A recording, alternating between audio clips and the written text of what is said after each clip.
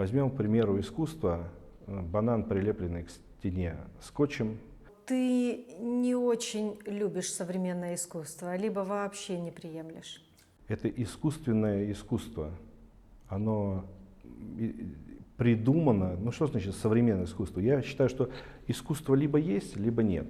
Извращенные понятия о искусстве, опять же, о искусстве, о музыке, вот, о талантах людей делают совершенно примитивные, грязные, чудовищные вещи и навязывают средствами массовой информации их мнимую ценность. Каким бы ты хотел видеть искусство в будущем?